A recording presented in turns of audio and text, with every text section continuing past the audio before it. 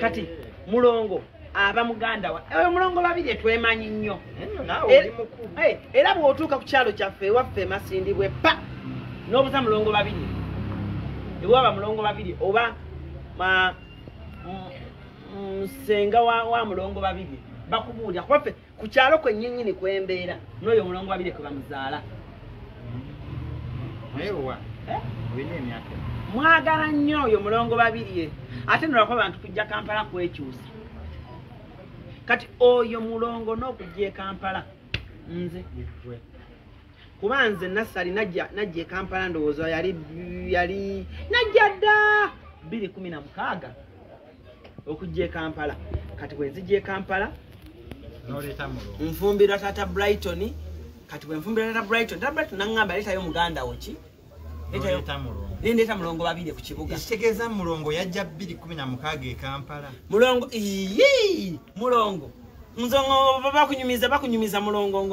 ngodongo obuzani. Nyenga mulongo nze mulete e Kampala 2016. Yali ali mu kyalo ng'alima.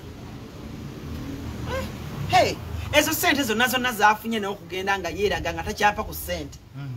Era nze ntunula ne ŋŋamba Allah yamanyi ne bwagera mulongo okujja e Kampala wano wamupakira yajja 2016 ne mufunira omulimu ku radio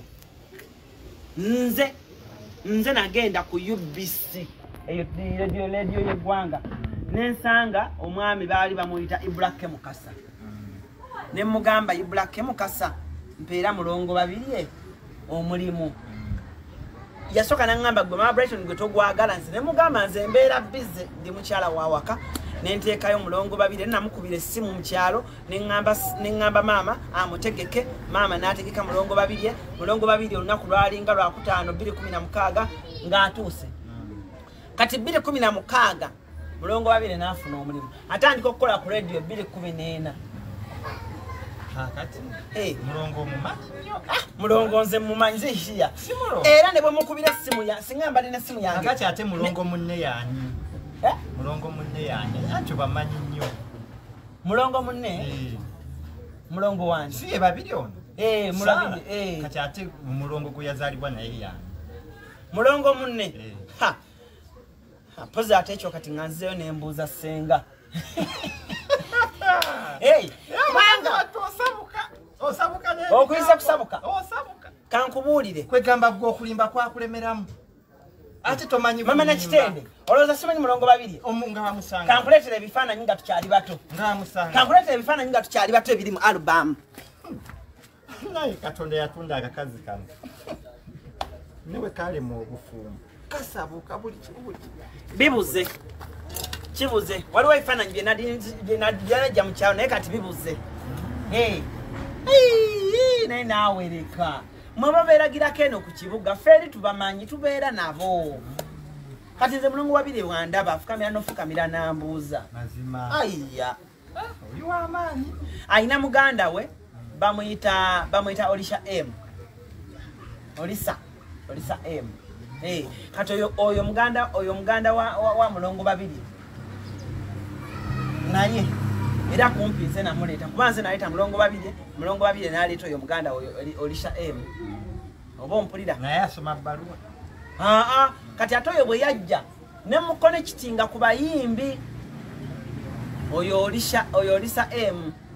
kati nze ku kibuga kuno ndese baŋŋanda nembayamba naye sina kyenfunyemu kati oyo Olisa M ayimba nnyimba ki musajja aba mukazi ayimba nyimba ki era mulongo oyo yazimanyi oyo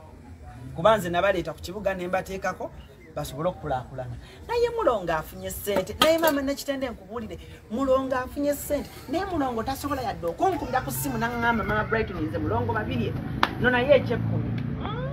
oyo gwolaba tampa yadde bwe batyo yakola birthday ya bbaawe yadde okumpita naye nga nali ngenda kulya sowaani zenkana nawulira nti yazaala abalongo ani mulongo yazaala abalongo yazaala abalongo ebyo saabiwuli ate kati naawe nawe yakola musango obutampita naye nga nze mumanyi twemanyidde ddala ddala nno nange njagala omulabako bambi mwagala nnyo byakola binyumira mulongo babirye njagala omulabako nze saagala namulaba pakati nze ne bwe njagala omulaba era bwe tugenda mulumbe mulaba kuba nange nnina ebizibu bannange mulongo alina ekisa naye nze tannyambangako ate nga nze namuleeta mu kibuga ugambye okujja mu kibuga kwa mulongo lwaki mulongo omumanyi lwaki togendayo n'omusaba akuyambe ku kizibu ky'olina ogambye otya abasajja basose okuleka ogambye otya gende wa mulongo omugamba akuyambeko osanga anafuna engeri gyako mulongo kunyamba ekizibu ekizibu ekyo kyamaanyi buli musajja ajjeewo n'akuleka mu nju musajja ajjeewo n'akuleka mu nju ekyo kizibu kyamaanyi bangaye baleka mwani ngaye baliwe baleka mwani simanyi ndi muganda wo nnumirirwa nnyo tata buleto nyasembadde okujjawa tonteekerako mannyo go ku ngulu taata wa Spice Diana lwaki yakulekawo bikwatako ng'olina obuzibu bikwatako tebinkwatako naye nze nnumiriddwa mukwano gwange ng'onnumirirwa ngani n'ozaala Spice musajja mulala n'ozaala John Black musajja mulala n'ozaala Anita musajja mulala n'ozaala Brighton musajja mulala kati olina Shona mu kavubuka kato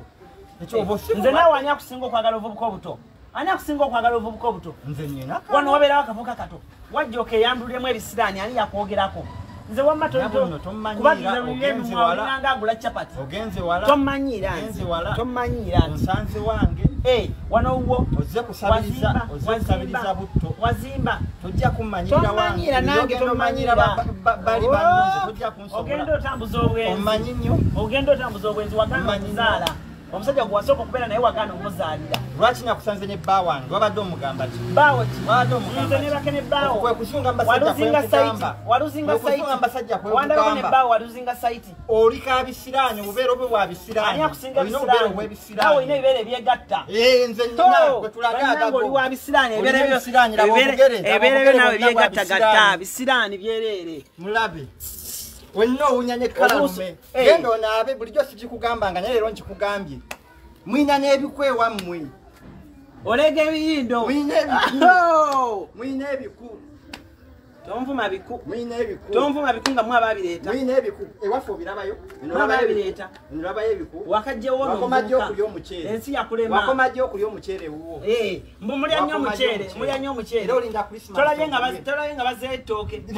lirwa lyebayisizaawe lya neiba olowooza simanyi nagenze naye ng'agenda size wano n'amatooke galiwa yasamira muliosinikirako binnyo byo kale go obugulu bukalinga obwa kagulu mpaali olowooza oli w'amaanyi lulabe nno